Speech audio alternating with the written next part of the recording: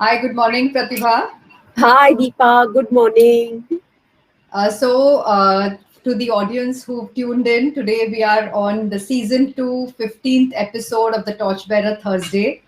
As you Wow. know, the Torchbearer is a unique event where we showcase people who are true to the title, Torchbearer, doing something which is really laudable, worthy of thought, and we want to connect the torchbearers' work with a larger community that they can collaborate with like-minded people, organizations who they can partner with. So, Pratibha Iyer was Pratibha. You were introduced to us by our Lumiere friend Jai Khambata, and Yes. I think you had done the Vasudhaiva Kutumbakam exhibition at that time, and he was totally enamored with your work, and I think Right. that's how we got connected. So, Correct. Pratibha, tell us, our audience, a little bit about, when did the corporate, Pratibha decide I'm going to just drop this and I want to do the purpose or make my life purpose supporting art and artists. Tell us a little bit about that. As you know, audience, this is a half an hour segment. We'll have to do a lot of things quickly, but you have to follow Pratibha's work through her Pratima Arts, one of her companies, and the other one which is Arts Maestro, the platform. Yes, Pratibha, over to you. Yeah. So it wasn't really like I just decided one fine day that I'm going to drop everything and move on to art. No. It has always been a part of everything I do. Like I remember, when I was working in my first job and I probably had a salary of less than 4,000 bucks, right? And that's not a lot of money. I would still go to galleries and I would watch paintings worth a few thousand times my earnings, 4 crores, 5 crores, and I would keep looking at them and say, and those days galleries were not very welcoming places for someone who was 20, 19 and a half, 20, very gawky, not exactly the best of clothes, no wine and cheese outfit. Even at that point in time, I would go and I would look at art. I would attend art events completely looking out of place, right? But the passion was always there. The urge to be a part of the arts was always there. I was always very fond of dancing, and even at home there was a fairly, there was an environment of the arts. There was music, there was dance. So it's always been a part of my life in some way or the other. So I think it was a very gradual progression, right? Yeah. That this move towards wanting to be more and more a part of the arts was a very gradual progression. And that's how the journey happened. And I took a break from the corporate career for a year and a half. And I did a little bit of traveling and general bumming around, right? That kind of helped put things in perspective for me, saying that this is really what I want to do. And it was a big risk because I didn't really have any immersive background in the arts, so to speak, in the sense that I didn't come from a family which had a gallery or, which had theaters or whatever it is, for performances. Or I didn't even have a family which had a large musical lineage or a dance lineage. Just interest and passion was there. So one fine day, I just decided I wanted to take a break from the corporate world and really figure out if I wanted to do more of this or if I wanted to do something else. And over a period of a year and a half, it gradually fell into place. So for you, the when you said you traveled, that was Mhm. largely in India. Which were the places you traveled to, and how were your sensibilities getting shaped at that time, Pratibha? See, while I was while I was looking at collecting for myself, I used to write little critiques of all the shows I attended, right? All Mm-hmm. the art shows or the dance shows or the music shows I attended. I would write little critiques of them. These were the days when blogging was not so well known. There weren't so many platforms for self-expression like Instagram or Facebook or YouTube. But I would still make it a point to go for shows, for book reviews, for dance recitals. I would write. And then, slowly when I started showing my work around, it started getting appreciated quite a bit. Some of it also got published. Mm-hmm. And, I noticed that there was a huge dichotomy in what we Mm-hmm. call the arts industry, if I may term it like that. And I Sure. use the word the arts very carefully. I don't just mean art as a piece of painting. I'm saying the arts as a way of being, right? It could be music, it could be dance, it could be theater, it could be acting, it could be paintings, it could be photography, it could be columns and rangolis that we do outside our homes, it could be the way we carry ourselves, right? Clothes, fashion, everything. I noticed a huge dichotomy. There were some people who were super successful, right? And it was a minuscule, I wouldn't even say it's a percentage of the industry. I would say it is a number which could be like counted on, the digits, your hands. And then there was a vast majority who was struggling. And in this particular arts, the arts field, if I may term it that way, it was romanticized. Struggle was romanticized, right? And the fact that after a long struggle, once you're past your 50s, 60s, when most people would hang up their shoes, people started getting well known. I noticed this dichotomy, and the dichotomy was very painful because what separated the immensely successful people from those who were aspiring to be successful, right? In commercial terms, and whether we like it or not, commercial success is important, right? We live in a world where validation comes through money, validation comes through recognition. So the difference between those who were aspiring to be successful and those who were successful was not so much talent, it was opportunities. Mm. And the opportunity was because there were no opportunities. And opportunity is not something that just crops up like that, right? There Mm. has to be a defined ecosystem that creates opportunities for the arts. Correct. That ecosystem does not exist in one of the world's oldest existing civilizations with a rich repertoire of performing arts, of visual arts, of culture, of dance, of drama, of music, of, ephemeral arts, right? Rangoli is a very ephemeral art. It's made every day outside a person's home. The person making it knows that the shelf life is probably going to be 15 minutes if nobody stamps it. If they're lucky, it might last till the next morning. That is assuming the birds and the ants don't eat up whatever they have created, right? So in such a rich culture where art is everywhere, right? There is no ecosystem to nurture the arts. There is no ecosystem to recognize the arts. There is no ecosystem to reward the arts. And therefore, there are no opportunities being created. And there is just a small, handful of people who are recognized, and a vast majority, immensely talented, struggle and perish. And this, for someone who loves the arts, is quite painful to watch. So, everything started from there, watching this pain between the chasm that exists between talent and recognition, the chasm that exists between talent and, remuneration, right? And the unfulfilled aspirations. It was painful to watch because all of us, if we really look within us, at those moments when life becomes impossible to handle, we look to the arts to nurture us.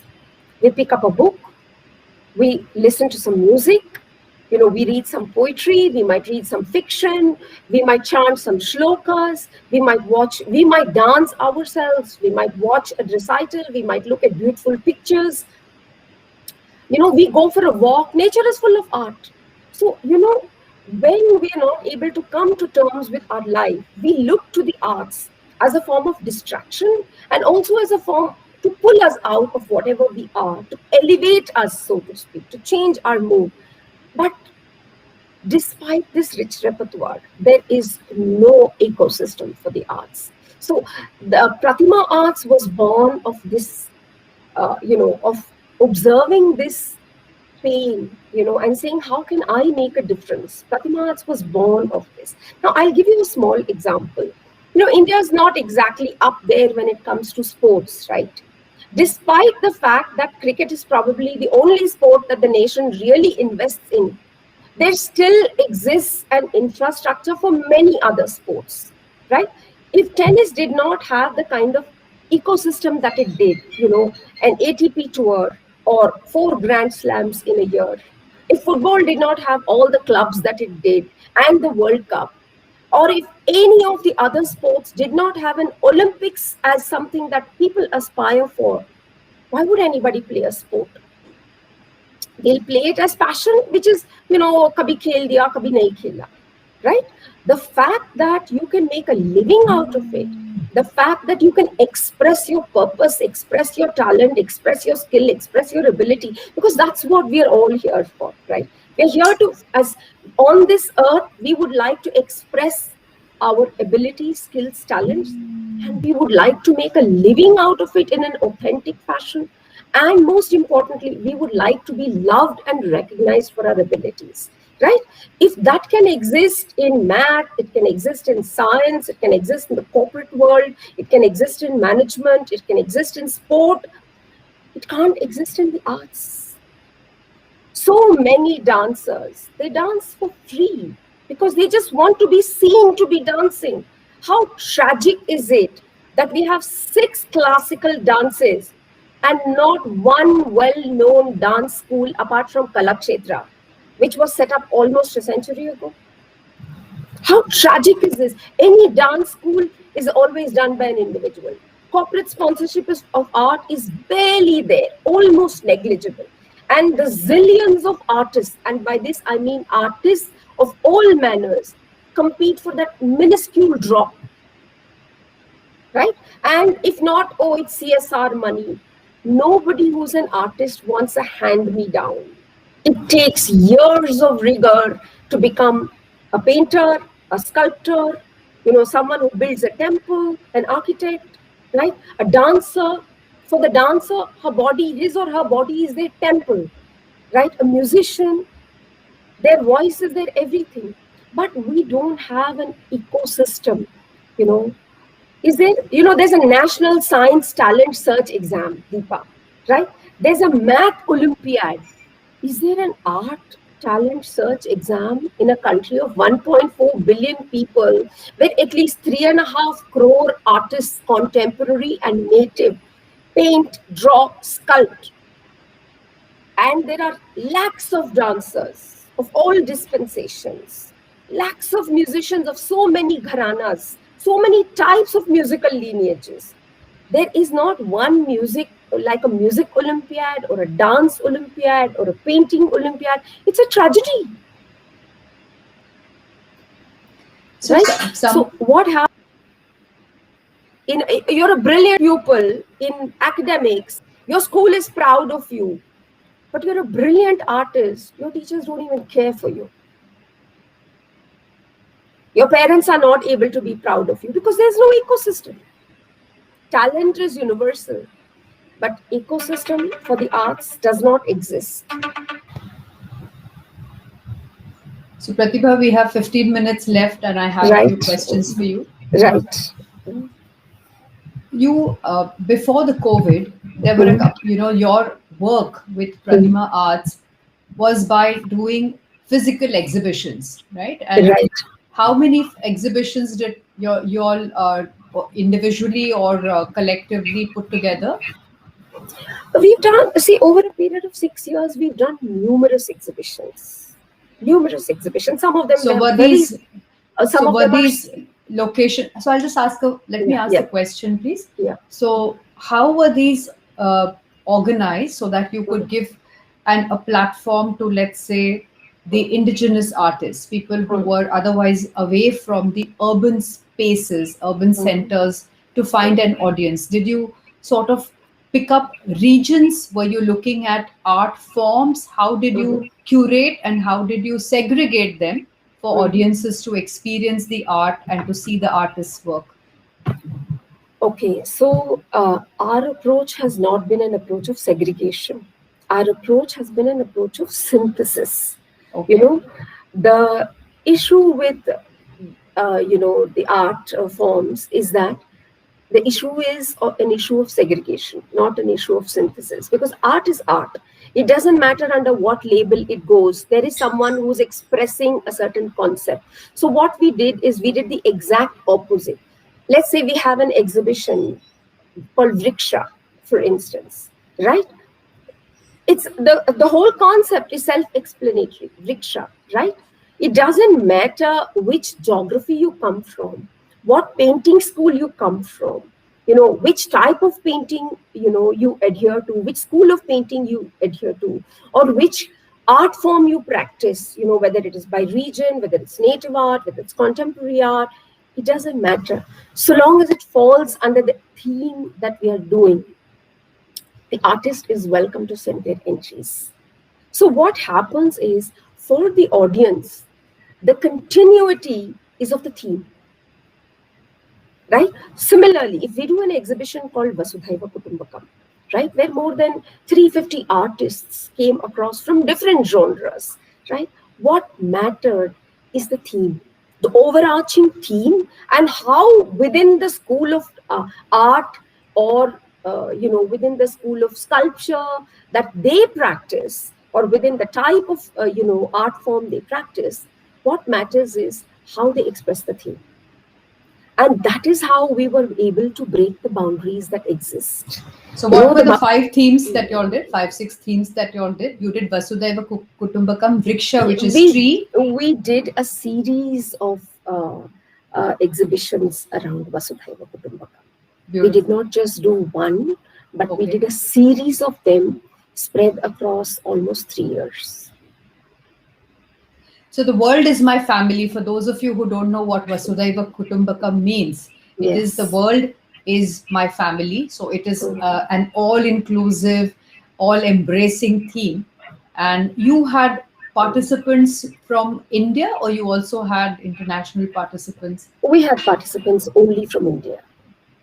And you have been in talks with three governments, and I know that knocking on the doors of cultural ministries is something that you've also made into an art form. I think now you've approached, and you almost have this ambition of creating an alternate, like they say, an alternate to the ministry, so that you provide these kind No, of. I mean, we don't want to be an alternative to anyone, but our, again, it comes from the empathy that we feel for those in the arts field, right? The empathy that we feel is the fact that an ecosystem, though an ecosystem does not exist in a very robust fashion, and to be fair to the ministry, they do have their ecosystems, but unless and until there is going to be a large number of private players who come forward and create an ecosystem, the ministry alone can't do much. So our endeavor is to create ecosystems, right? Like how in sport, there are boards for football and there are boards for hockey and cricket and so on and so forth. There's also vibrant private participation. There is an ecosystem that is being created through sponsors, through people who come forward, through events and endorsements and so many other things for people to actually do well and to shine. Our endeavor is to create an ecosystem for the arts, and that endeavor is what is AartsMaestro. AartsMaestro is a platform for the arts. It is agnostic of what art type you practice or what art form you practice. So you could be an artist who paints, you could be sculpting, you could be a photographer, you could be a dancer, any. You could be Bharatnatyam, Odissi, contemporary, modern, hip hop, whatever dancer, right? Manipuri, Chow, right? Folk artist, yakshagan, you could be any form or any dance form, or You could also be a musician practicing any genre, any style, any gharana of music. It could be culinary arts, it could be rangoli, literature, any language in a nation with more than 350 dialects which are spoken and written in. I do think that we need encouragement for the literary arts in this country too. You look at Amazon, you only find books published in English and a few books here and there in Hindi. So poetry, prose, all forms of art is we want to create an ecosystem through opportunities that are available universally across the country from practitioners of all art forms. That's what Arts Maestro is all about. And we do this through competition because an ecosystem does two things. An ecosystem throws up opportunities. The ecosystem compels you to do better, right?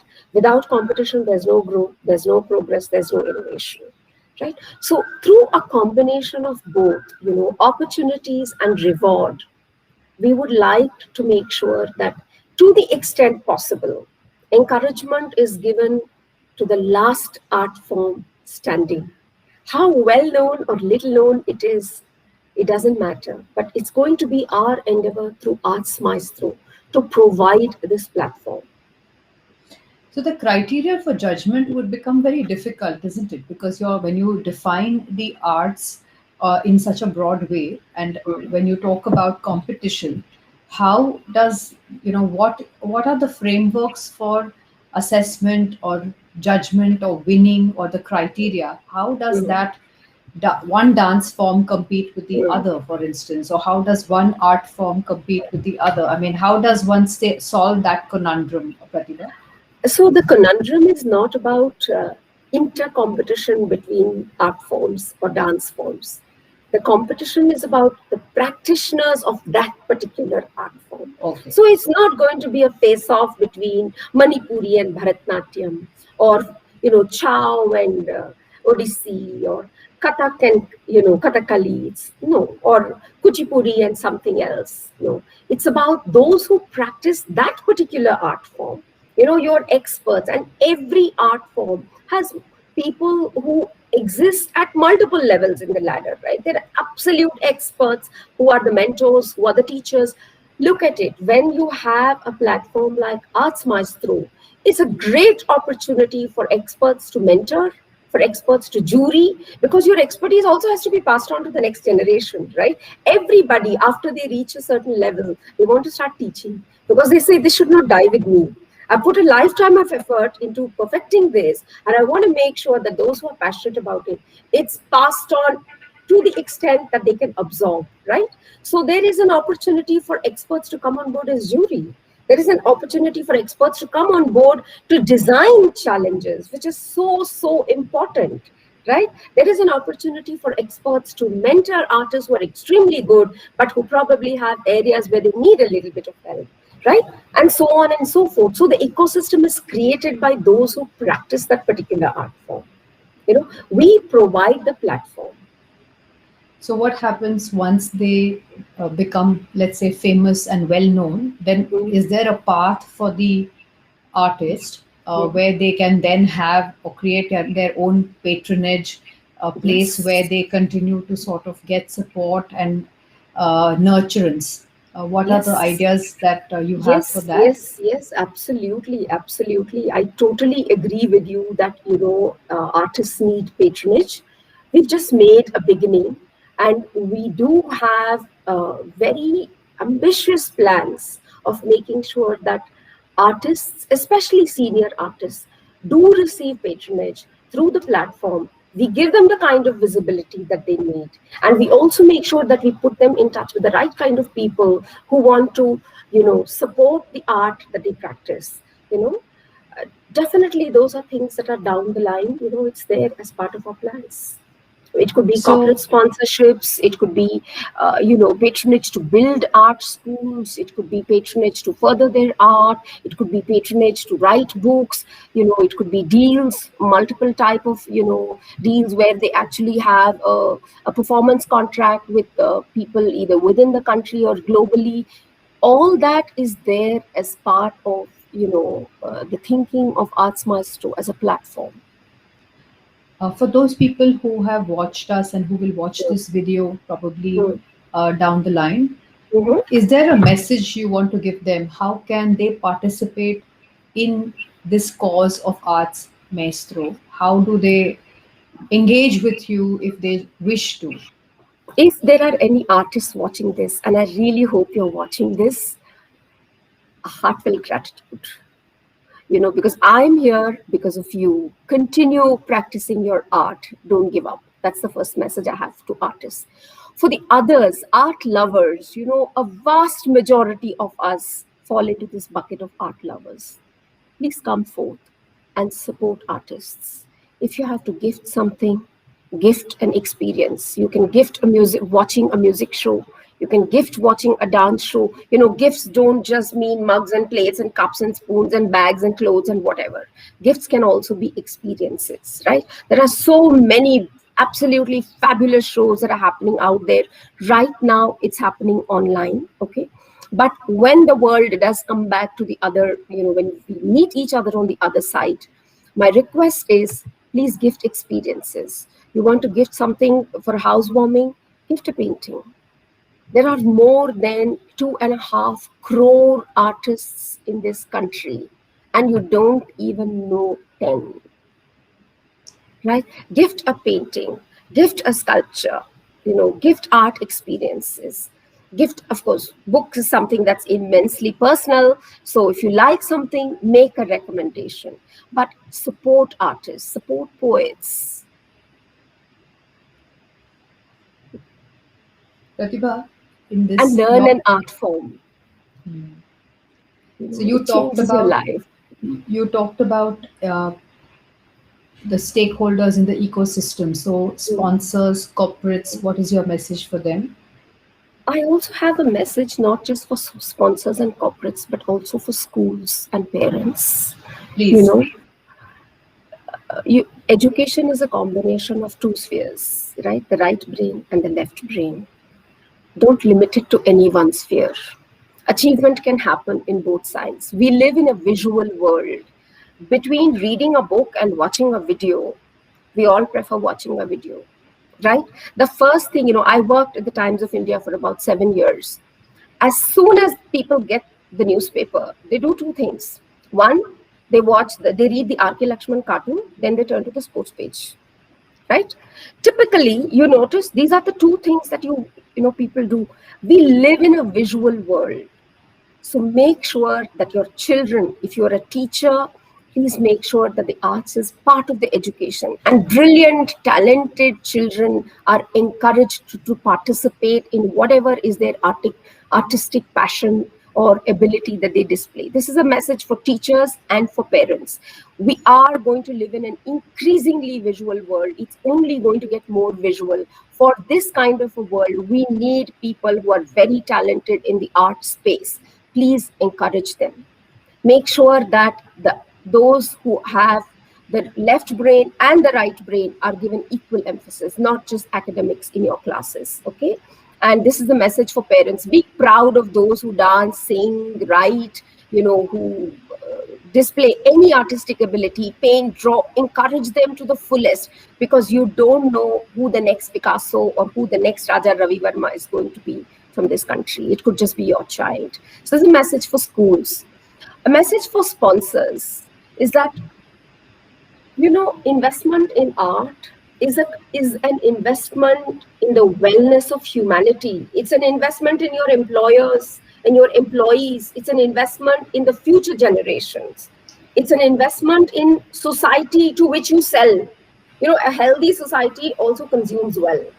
So please invest in the arts, and let's come forward and please co-create and help us build this ecosystem. Come forward and have challenges every month. Be a part of creating a challenge every month. And you never know which artist is going to be designing the next big electric car, right? Because design is also an art form. So thank you, Pratibha. Pratibha, your name means inspiration.